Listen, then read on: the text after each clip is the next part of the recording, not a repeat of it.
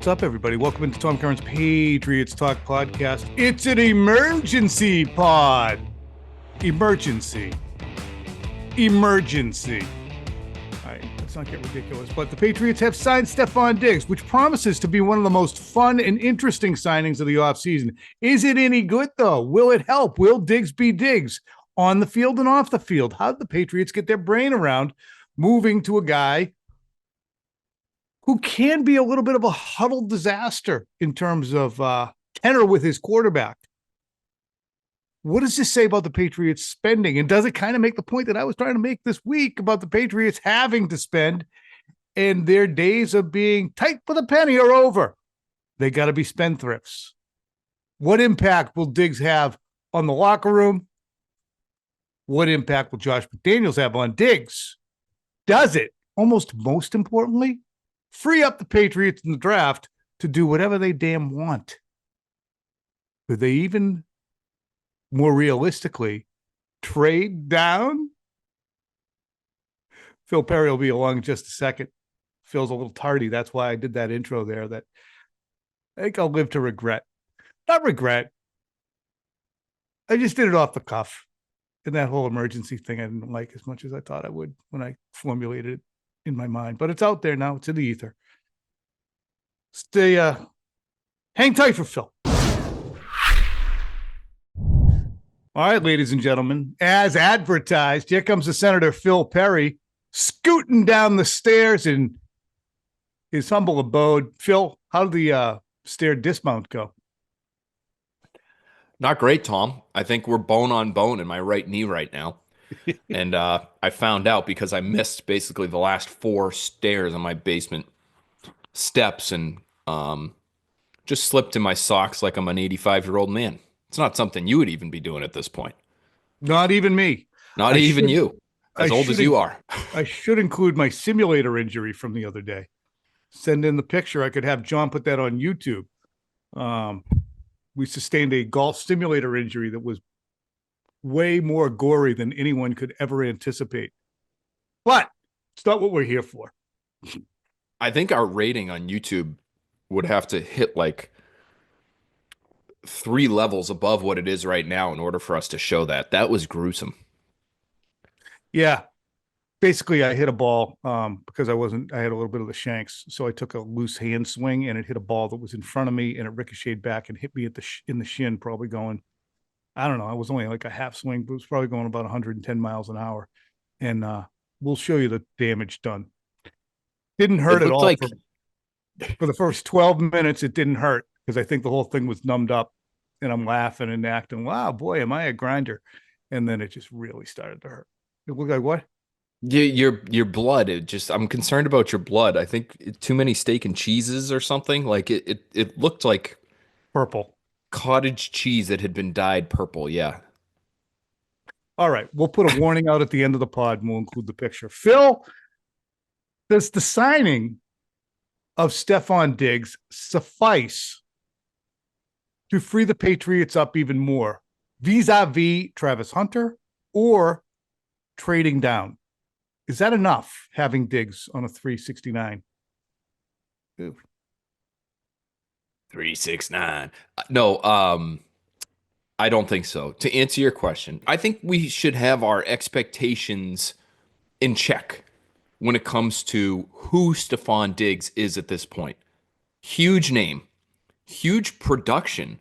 Tom, he was on pace for his 7th straight 1,000-yard season last year before he got hurt. He had 496 yards in 8 games. Great season. He was a great number 2. He averaged 6 catches for about 60 yards last year in Houston, an excellent compliment to Nico Collins, who's the number 1 down there. But that's what he is at this stage of his career. He played over half his snaps in the slot last year. Doesn't mean you can't play him outside. You can. But he's not that number 1, stretch the field, run every route, dust every corner type of player, even if he gets back to his pre-injury form. So to answer your question, does this maybe move you off of Travis Hunter if Travis Hunter falls to you? No. You still need to be looking for that high-end talent at that same position so that Diggs can be in more of a complementary role moving forward at this stage of his career, because that's where he is right now, and that's where our expectations should be for him, in my opinion. Okay. How about this? Travis Hunter is a ball of clay offensively. Really doesn't have technician skills. Diggs is not a boundary receiver. Travis Hunter might not, because he's not a huge individual, qualify as what we would define as a treetop, outside the numbers, down the field receiver either. What if the Patriots traded down and then took Ted McMillan, which is actually a Rob Gronkowski idea? T-Mac with the number 12th pick overall after we trade back, because I will have 2 second-round picks and we grab 2 offensive linemen in the second round. I think that's the way we should go, Jules. All right, we just veered off topic a little bit. We probably should get back on Diggs, but just talk to me about, could the Patriots be freed up with Diggs in the house to say, you know what, we now have a souped-up slot, Kendrick Bourne turbo in Stefon Diggs. He's basically a brilliant Kendrick Bourne. Kendrick Bourne is a C version of Stefon Diggs. So you got a slot, waterbug slot. You have a technician slot. You still have Kendrick Bourne. You have 2 competent tight ends. Go get the treetop receiver to run on the outside and get yourself your souped up Aaron Dobson, which is what Ted McMillan might be. Oh, God. People rolling up in their mouths as they listen to the podcast. No offense to Aaron Dobson. He seemed like a great guy, but that just not something that people want to relive in this region. And I understand Rob Gronkowski wanting to throw some support behind his fellow Arizona Wildcat there, Ted McMillan, who's a good player. I've heard Tom scouts actually question whether or not he is the guy that you're talking about in terms of being that true X on the outside. He doesn't always play to his size, is what I've been told. Now that doesn't mean speed, because when I watch video, I don't see him as a burner. McMillan, I'm talking about. Yeah, he's not. I think, he ran his 40 in the mid 4.5s. Yeah. According to a lot of people that were there for his workout in Arizona. And so I think that's about right. So he's not a burner. And while he is a really good contested catch guy, I think his hand-eye is really excellent. I think he's a really well-coordinated athlete for somebody with his frame.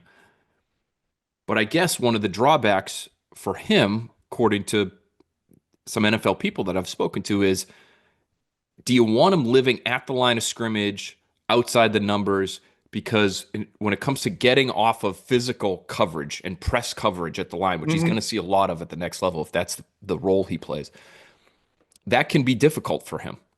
So just those releases and making sure that you can get that initial separation to even just get into your route. Mm-hmm.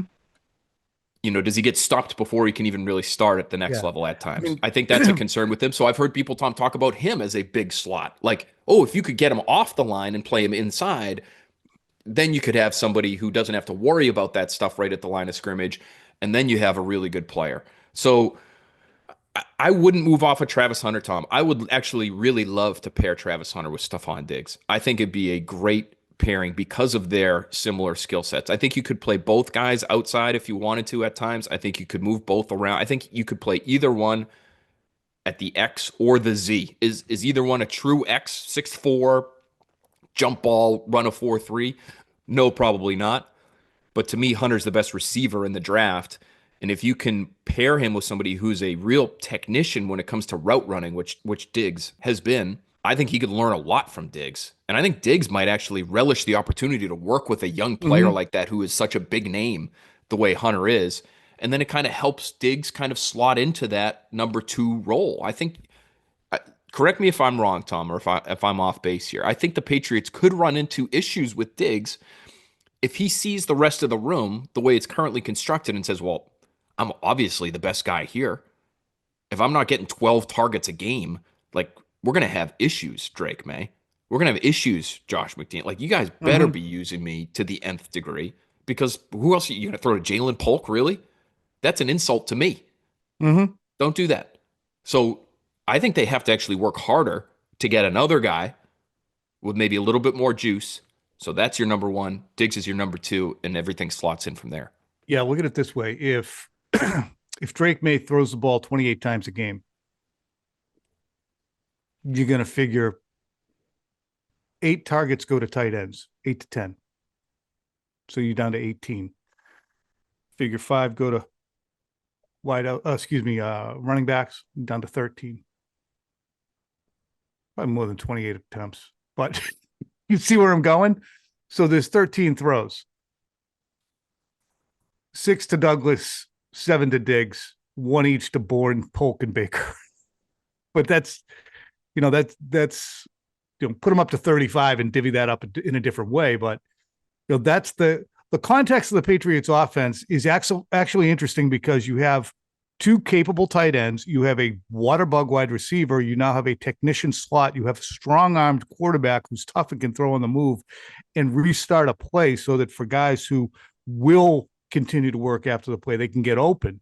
So it could be a really promising. Hey, it's going to be interesting and fun, Phil. I haven't seen interesting and fun on the offensive side of the ball in a little bit. Phil, run me through Stefon Diggs' numbers since he went to Buffalo, what season that was. Give me his yardage, numbers, touchdowns, and then project for me what a good season from Diggs will be coming off an ACL at the age of 32. 4 seasons in Buffalo. 2020, 127 catches for 1,535 yards in 2020. What a ridiculous year. 8 touchdowns. 103. That was in the bubble. 103 for 12, 25, and 10 touchdowns in 2021. 108 for 14, 29, and 11 touchdowns in 2022. And in 2023, 107 for 1,183 and 8 touchdowns. That was his final season in Buffalo. And then last year, I told you, he was averaging basically 6 catches for 62 yards per game. How many touchdowns did he have in half a season? He had 3 touchdowns. Project me then. What is a good Stefon Diggs season for a guy who is, again, reportedly, and we'll see what the numbers break down to, a guy on a average annual value $23 million a year contract? I would say if you could he had 47 catches in 8 games last year. If you could get 65 catches out of the guy, at about 10 yards a clip, I would qualify that as a good season. Now, that's not the ceiling for him. I'd say the ceiling is higher if he comes back from this injury and actually ends up looking pretty good. But I'm just trying to factor it all in, Tom. He's going to be 32 in November. He's not going to have full spring workout availability based on the knee. Like I've been told 9 months at least, for these ACL injuries these days. And so that would bump him right up against the start of training camp, essentially, for when he'll be ready to go. So I'm going to say 80. I'm going to say 80. 80 is a good season. That's that's otherworldly to me. Well, $23 million average annual value. You're paying that. You got to get 80 catches out of it. You're nuts. I mean, you're getting 60 catches a year out of Hunter Henry, and he's probably making, $8 million a year? Come on. So 3 times the production, you should have 240 a year. You're crazy. Yeah, we're setting the expectations too high for this guy. No, he is what he is at this point. What's your concern level on the huddle? And talk to me about the Patriots understanding that they had to make this signing or a signing at the wide receiver position and not cut off their nose to spite their face, even though they might not have been getting the Eagle Scout that they so desired. Again, I got to stress this because it's important when we talk about these guys. I grew up in the 70s and 80s, that's 57 years old. When we talk about guys who had off-field issues in the 70s, 80s, and 90s, they were police blotter type things. There was a lot more. Now, guys have cleaned up. Professional athletes have cleaned up and taken professionally their occupations so much more profoundly that we talk about guys who are pains in the ass, like they're loading up the police blotter. Stefon Diggs is probably temperamental. I can be a dink. I have been a dink. I'll be a dink in the future. Phil, co-sign on that? No, never. So I am not here to besmirch the character of Stefon Diggs, especially since now he's in the house and you know, I don't want him walking up to me and poking me in the chest and saying, "What'd you say?" But he can be a handful in the huddle. So what's your concern level on that? And talk to me globally about the Patriots making their concessions on that front. Yeah, I think there has to be some level of concern. There's a reason he's not in Buffalo anymore. There's a reason he's not in Minnesota anymore. And it wasn't because he couldn't play, right? And so to a degree, he's worn out his welcome in a couple of different places because he is an incredibly fiery guy who wants to contribute to winning and isn't afraid to let people know how he should be used. It was an issue at times in Minnesota. I talked to one of his coaches there recently who said, I loved him because he could play. Yes, he was a handful, but that's part of the deal in the NFL. And most coaches understand at that position, if you have somebody who's really talented, oftentimes you're going to have to deal with some of that. This is getting back to that. What is his role? Is he the number one? Is he clearly the best guy in the room? Or can he actually be the number two that he probably is more suited to be at this point? In Houston last year, Tom, the reviews that I've gotten from people there are that he was a tremendous teammate, hard worker, practiced hard during the week, got along with everyone, understood that Nico Collins was the number one guy. And so really, I couldn't find somebody who had a bad thing to say about him last year. Let's drop in the Brian Hoyer sound on wideouts that we had last week while we're at it here. I've never played with a good receiver who doesn't want the football. Well, Randy Moss, we would look over and say, hey, Randy, what'd you have? And no matter what the play was or what the coverage was, he'd give us the touchdown signal like this, no matter what. and when I played with DeAndre Hopkins, it didn't matter. I remember playing against the Patriots when I was playing for Houston. They double teamed him every play. And he came over and said, I don't even care. Just throw it to me. So you want that dog in your top receiver. And I think as Stefon gets older, he's coming off of injury. He's going to learn how to use that to motivate him, but also realize you're with a young guy. So if it ends up here in New England, I think it's a good fit. So, Phil, are the Patriots hypocritical for saying, well, we don't want anybody who's a pain in the ass, and then going ahead and hiring a pain in the ass? Or, again, it's like there's a sliding scale of what you'll accept. You can't say, no, we're not going to have a guy who sometimes yells on the bench, the sidelines, and kicks rocks and got himself traded out of two places. We'd rather have nothing at all. You can't do it. To me, I don't think they're hypocritical. I think, you have your ideal, which was Chris Godwin, who they're just offering gobs and gobs of money to, and they can't pry him out of Tampa Bay. But then after that, when it comes to football character, Tom, I think like the cardinal sin for football character, if you're somebody who really cares about that the way Mike Vrabel does, I think the cardinal sin is you don't want to practice. I think the cardinal sin is you're not willing to put in the effort.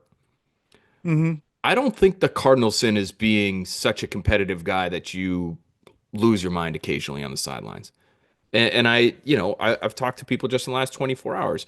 Yeah, can the competitiveness that Diggs has, when we're talking about this specific player, can it at times get in the way of what you would love to see?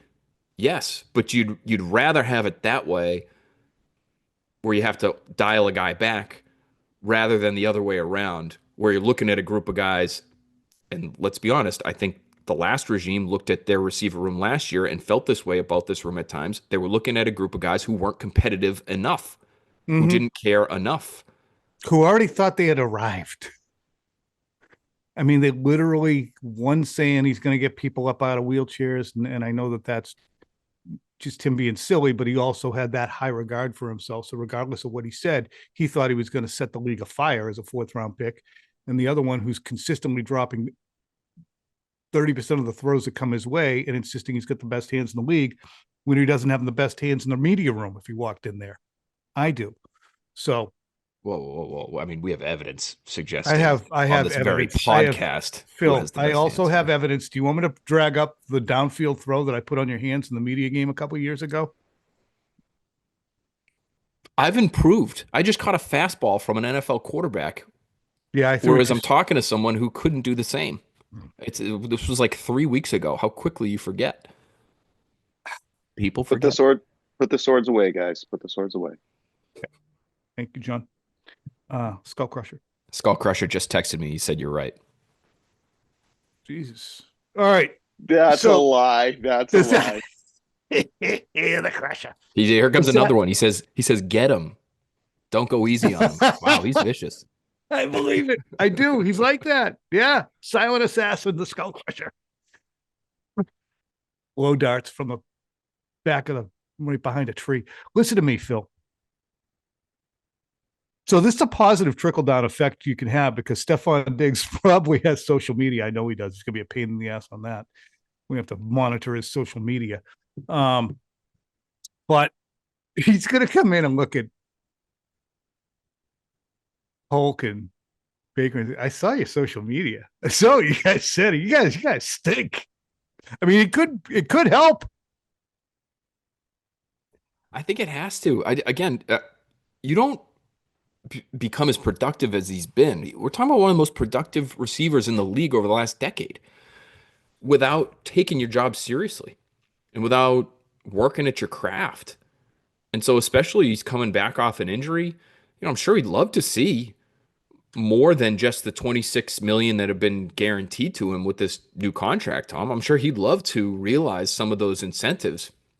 Maybe some of those incentives that I'm assuming he's getting are just tied to games played. They would, because he only played in 8 last year, they'd be not likely to be earned, and it's going to have cap, implications and whatever else. But like he's going to be working to put his best foot forward as a member of the New England Patriots. And I don't know how that can't rub off in a positive way on some of the guys they have in that room. I don't think all the guys they have in that room, Tom, are going to be in that room moving I don't forward. either. This actually, it doesn't necessarily just free him up to move around at 4. It frees him up to say, you know what? It was a nice year. See ya. To either Polk or Baker, if they are not appreciably improved. I agree. To me, we got asked on Early Edition last night, was on there with Trini and Albert Breer, who's the odd man out now? My knee-jerk reaction is Javon Baker. I'm not sure they have the time or the space for you anymore. Jalen Polk's a second-round pick. Kendrick Bourne, somebody who's worked with Josh McDaniels in the past and had some success. Demario Douglas and Kayshon Boutte were really the only 2 guys in that receiver room last year who produced anything for you on a semi-consistent basis. So Baker, I'm just not sure that's going to be a marriage that lasts. That's all. Regardless of how things ended in Buffalo, Stefon Diggs was on hand for the elevation of of Josh Allen from brilliant prospect with wild stallion behavioral trends to one of the best 3 quarterbacks in the league. He was there for that. Do you think that's a selling point for Diggs in terms of what he can specifically sell to the Patriots in terms of, I know what it's like to work with a quarterback like Drake May, and I know what I can do to help that style player? I do think that that's a huge aspect of this, as is the fact that he worked in, and you can correct me because your X's and O's attuned, that he worked in the day ball offense a little bit, which probably has some carryover to McDaniel's offense. So are those selling points to Diggs, that he worked with Josh Allen and helped get him to the next level? Didn't necessarily do it, but helped. And that there's carryover with Dayball to McDaniels. Yeah, it'd be interesting to know. I mean, my assumption is, Tom, he got blown out of the water with money. I can't imagine. We'd have to go back and maybe we can ask the Skull Crusher research ink to crunch the numbers on this, but has there ever been a 32-year-old receiver coming off an ACL who's gotten $26 million guaranteed from a new team in free agency? I mean, it's kind of remarkable. What are you So that's got answering? to I be didn't ask that. it's selling point number one. Oh, After that, somewhere on the list is the quarterback's pretty good. And somewhere probably three steps down from that is, oh, yeah, I remember some of the terminology from Dayball and McDaniels. That might carry over. Great. I guess my bad on the phrasing of the question. Is Diggs selling himself? It's a shitty question by me. I talked a little bit too long. Is a Patriots draw to Diggs? Did it help Diggs' cause that he was there when Josh Allen got better? I don't know. He's just he's such a good player, Tom. To me, the production speaks for itself. If he had six straight But he played with a 1,000-yard maniac seasons, quarterback. if he had six straight 1,000-yard seasons though with I don't know, Matt Castle, they'd still be interested in him, right? Yeah. Yeah, like so it probably is a nice little side benefit, but they just were so desperate for receiver help, Tom. Like this is you swing and miss on Godwin, you swing and miss on Metcalf. You're just looking for whatever else is next. They're they're looking for water in the desert at that position. All right. It makes the point, too, that I was trying to make earlier this week about the Patriots have to. They are compelled to spend money. We have a Milton Williams contract, Carlton Davis contract, a Bobby Spillane contract, a Morgan Moses contract. Now with Stefon Diggs contract, I'm sure I'm missing some individuals coupled up with Barmore contracts and Duggar contracts, and they have to spend money. Which is a conversation that we had earlier this week because they didn't have enough players and they haven't drafted well enough and they have to get up to the salary cap floor. So this has been a season of profligate spending for the Patriots. It does make a little bit of a point that they have to. They had to sign Diggs or somebody, and Diggs was the best guy to sign because they can't sit on their money. And I just I like the fact that they did it with him as opposed to Brandon Ayuk, Tom, who I know is a little younger and maybe upside is there in a little bit different way than it is for Diggs. I like, this is going to sound, this has become such a cliche term, but this guy really is an alpha type of personality. He's a dog, Does he have that, Tom. Does he have that dog in him? He's got that dog in him, Tom. So, and to me, that matters here. They need competitive people. They need people who are going to hold other people accountable. They could use a little jawing on the sideline because the guy's pissed off because they're not playing well. To me, there hasn't been enough of that over the course of the last couple of years, and they've been kind of coasting as they've been, and everybody understood it, one of the worst teams in football. I think you add somebody like this, it helps bring a little bit more urgency to the overall operation, which Vrabel and others, of course, will do as well. And some of their younger players, as they develop, I think Drake May will become more of that kind of voice for them. But I don't think it hurts. I don't think so either. To add a personality like this. No, I don't think it hurts either. Now, how big a pain in the ass he is, we can roll this back maybe in December and just snip this. And I don't think it hurts to add that kind of personality and, just bashing him over the head with a first down marker because he didn't get a pass on 3rd and 5. Then we could have a different conversation. That's assault, brother. It's very interesting. It's fun. It's fun. It's been a fun off season so far. Is this the most interesting signing the Patriots have made, Phil? Yeah, I think it is. Just because of the imperfect nature of his profile at this point and the amount of money they've given him, and you contrast it with the other people they've tried to bring in. This is what I like about this from the Patriots standpoint, and it's easy to just, when you have gobs of money, to just throw them around to people and just see what sticks. But this is a guy he was still available for a reason, Tom. The age and injury situation. Like to go back to what Bill said about Tom Brady on, wasn't that what it was? We all understand Tom's age. Yeah, in contract situation. age and contract situation. That's what it was, not injury situation. So I'll adapt it for Diggs, but age and injury, like good for them for just rolling the dice because that's what this is. This is a gamble. You don't know what he's going to be. You're hoping he gets to pre-injury form, but that's all you have right now. And they had the money to coax him to sign with them, even though they're not close to being a contender right now. And so I give them credit for being willing to do that because there are people, Tom, that are still so conditioned after 2 decades of Bill Belichick to look at a move like this and just say, overpay. Never smart. You can't overpay. That's a stupid move. Guy's hurt. He's 32. He's a pain in the ass. You can't do it. Why? Why not? They have to your point, they have to spend the money somewhere and they need help at that position. I do want to double back on something relative to the story that I did. And it has to do with the, I put the headline on, "Are the Patriots cheap?" Data says no, or whatever. And the point I was making was more relative to,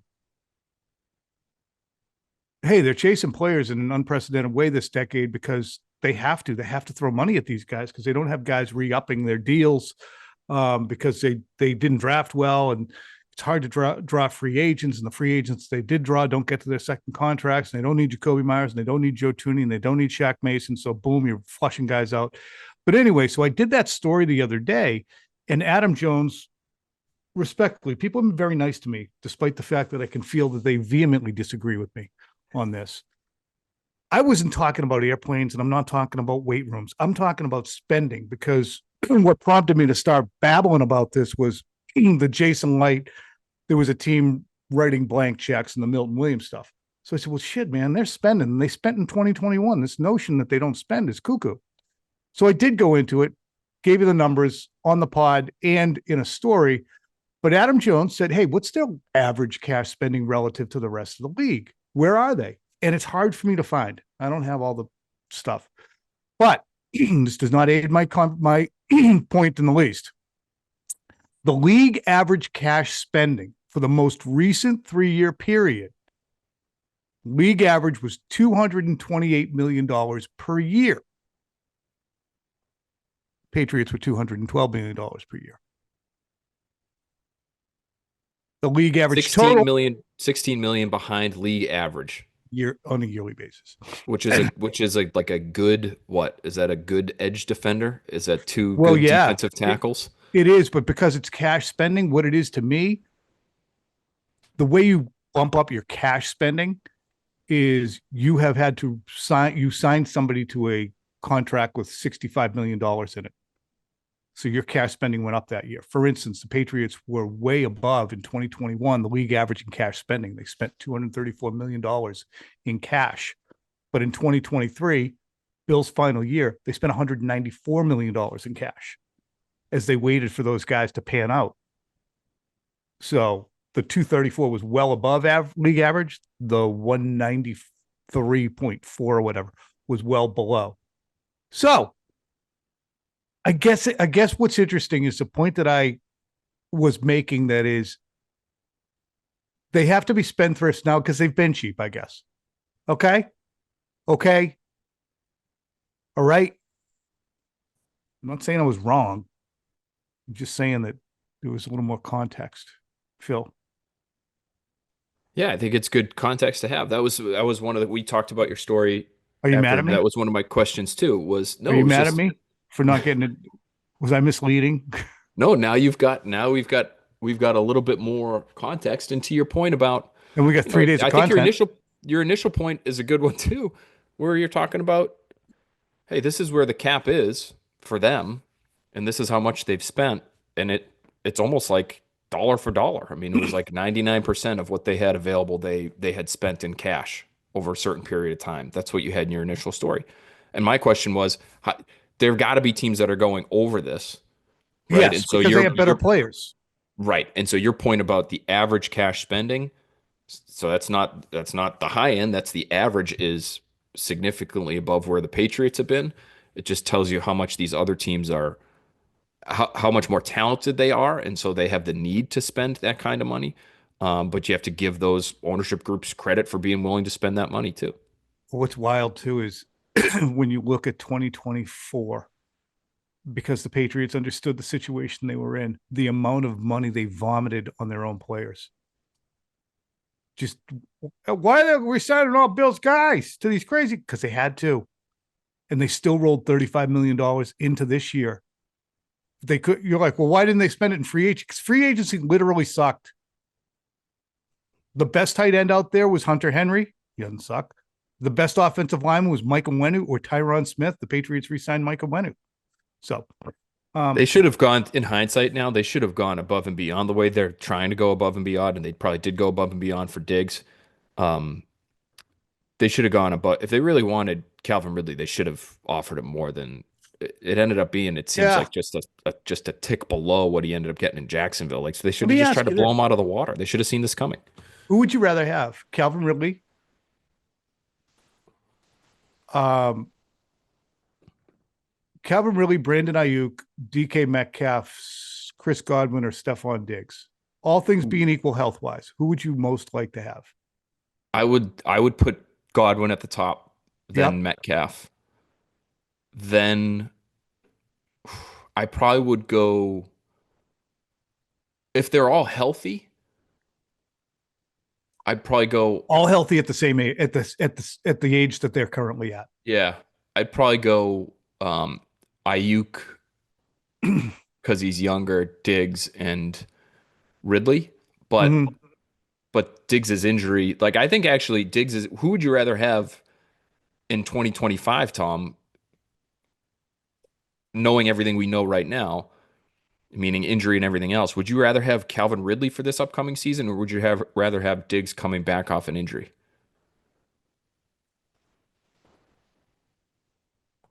I think I might rather have Diggs. I think Ridley's a loser. Yeah, I'm not sure he's been out of the league for a year. You know, he's not played on a winning team. I don't know if he's personally a loser. He's not decorated with a lot of winning tradition on him. Ladies and gentlemen, let's move on to my injury. So we're going to cut it off now for the folks who do not want to see this injury. But this is something that happened the other night in my simulator. So ready, folks? Okay, that's the injury right there. We had a ricochet situation, and that is my shin. I was wearing a nice pair of golf socks with little golf carts on them. Okay. Further fallout from this injury. That's the bloody shoe, folks. See the bloody shoe? And we got trickles on the turf. Okay. Now, for those of you who are terribly concerned about me, this is what it looked like a little bit later after I cleaned her up. Okay. It was like a pressure cut, like a boxer gets right on the cheek after they get bopped. So we're healed up, but Phil's really concerned about the blood.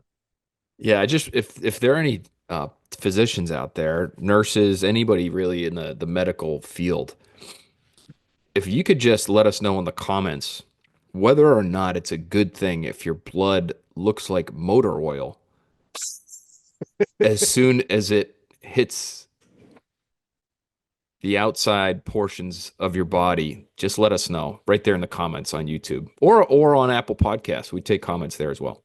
Again, I hope you guys heeded that warning if you didn't want to see that. And I apologize for those of you who didn't want to see it but did. There's your Stefon Diggs Emergency Podcast, everybody. Have a great Wednesday. I had to use all those greats because I forgot what day it was. See ya.